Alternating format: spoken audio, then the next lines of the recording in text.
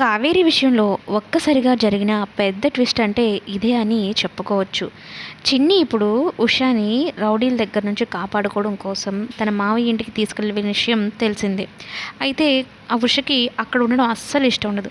ఏ క్షణంలో ఎవరు చూస్తారో వీళ్ళ టార్చర్ నేను అనుభవించలేను అనుకొని చెప్పా చేయకుండా అంటే బయట తిరగాలన్నట్టు నైట్ నైట్ వెళ్ళిపోతుందనమాట. ఆ టైంలో ఈ ఉషని దేవ చూస్తాడనమాట. ఈ దేవ ఎదురు పడతారు ఒకరికొకరు, కావేరీను అలాగే దేవ. కానీ కావేరి ఏంటి, ఉష కదా ఇప్పుడు అసలు పట్టించుకోదు. ఆ పర్సన్తో నాకు అసలు సంబంధం లేదు, నేను ఎప్పుడు చూడలేదు, గుర్తులేదు అన్నట్టు వెళ్ళిపోతుంది. దీనికేంటి భ్రమలాగా అనిపిస్తూ ఉంటుంది. బాలరాజ్ చనిపోయాడు అనుకున్న బాలరాజ్ మరలా తిరుగుతున్నాడు, చనిపోయింది అనుకున్న కావేరి కూడా అలానే తిరుగుతుందా ఏంటి, బాలరాజ్ అయితే బ్రతికే ఉన్నాడన్న విషయం అయితే తెలుసుకుంటాడు. కానీ ఆ పనిలోనే ఉంటానన్నమాట. రాత్రింబవళ్ళు అదే పని. గిరి ప్రదక్షిణం చేసినట్టు గిరి అనే ఒక వ్యక్తి ద్వారా బాలరాజుని పట్టుకోవాలని ప్రయత్నం చేస్తూ ఉంటాడు. అయితే ఇక ఉష బయటకు వచ్చింది కాబట్టి ఆ టైంలో చిన్ని బాలరాజుతో మాట్లాడడం చూస్తుందన్నమాట. అంటే బాలరాజుకి చిన్ని అంటే చాలా ఇష్టం కదా, కూతురుని చూడకుండా ఒక్క క్షణం కూడా ఉండలేడు. కూతురు ఎక్కడికి వెళ్తుంది ఏంటి అన్నట్టు చిన్నినే ఫాలో అవుతూ ఉంటాడనమాట. అయితే ఆ టైంలో మాట్లాడుకుంటూ ఉంటే ఉష చూస్తుంది. దేవాని చూసి పట్టించుకున్నట్టు వచ్చేస్తుంది. ఈ దేవా అంటే ఎవరోలే అన్నట్టు అనుకుంటాడు, అది కావేరి కూడా ఒక భ్రమే అన్నట్టు అనుకుంటాడు అనమాట. అయితే చిన్నితో మాట్లాడడం చూసిన ఉష చిన్నిని అంటే తలదించుకొని మాట్లాడుతూ ఉంటుంది, ఇష్టం లేనట్టు మాట్లాడుతుంది, బాలరాజ్యం బ్రతులాడుతున్నట్టు ఉంటాడనమాట. అసలు ఈ పాపకి ఆయనకి ఏంటి సంబంధం? ప్రతిసారి చూస్తున్నాను, మొన్న రౌడీలు నా మీద అటాక్ చేసినప్పుడు కూడా చూశాను, ఆ పాపని ఈయనే కదా కాపాడాడు. కానీ ఎందుకు ఈ అమ్మాయి అసలు ఆ వ్యక్తితో మాట్లాడడం లేదు అన్నట్టు అనుకుంటూ ఉంటుందన్నమాట. ఎందుకు అంత అయిష్టత చూపిస్తుంది అని. బాలరాజు ఏమో తను చాలా ప్రేమగా చూస్తూ మాట్లాడుతూ ఉంటాడు.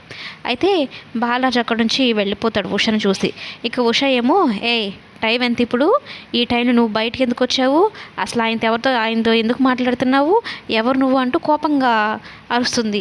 అంటే ఆయన అని చెప్తుంది, నా ఫ్రెండ్ రాజు అని చెప్తుంది. అంత పెద్ద వ్యక్తితో నీకు ఫ్రెండ్షిప్పా అంటూ మాట్లాడుతుంది.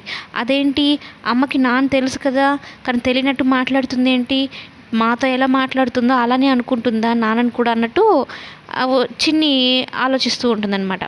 ఇంతలో చిన్నిని చూసి ఈ దేవ అమ్మ చిన్ని అని అరుస్తూ ఉంటాడు అనమాట. ఎందుకంటే ఈ టైంలో ఏం చేస్తుంది ఆ అమ్మాయి అన్నట్టుగా. ఎంతైనా మహి వాళ్ళ ఫ్రెండ్ కదా, మామూలుగా ఏంటి చిన్నికి మహి వాళ్ళ నాన్న మంచోడు అన్నట్టే తెలుసు. ఈయన ఎంత దుర్మార్గుడో తెలియదు కదా. తన అమ్మ జీవితం నాశనం అవడానికి కారణం ఈ దేవాను బాలరాజు అన్న విషయంలో బాలరాజు ఒకటే తెలుసు, కానీ దేవా విషయం గురించి తెలియదు అనమాట. ఇప్పుడు చిన్ని వెళ్ళి మాట్లాడేసి వస్తుంది. ఉష చూస్తూనే ఉంటుంది, చిన్ని వెళ్ళి మాట్లాడేసి వస్తుంది. మాకు తెలిసిన ఆంటీతో వచ్చాను అన్నట్టు చెప్పి ఇంకా ఉషతోటి వెళ్ళిపోతూ ఉంటుంది అనమాట. సరే ఇలా అన్నట్టు అనుకుంటాను అనమాట. ఏంటి అసలు ఆయన మహి వాళ్ళ డాడీనా, చూడటానికి అందరు తేడాగానే ఉన్నారు అన్నట్టు అనుకుంటుంది. ఎందుకంటే దేవ అంతగా కంగారు పడుతూ ఉంటాడు అనమాట.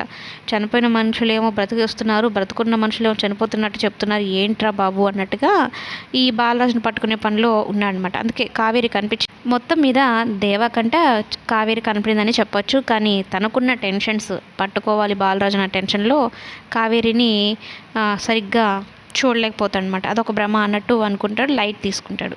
మొత్తం మీద అయితే జరిగిన స్టోరీ అంటే రేపు జరగబోయే స్టోరీ ఇదే అనమాట.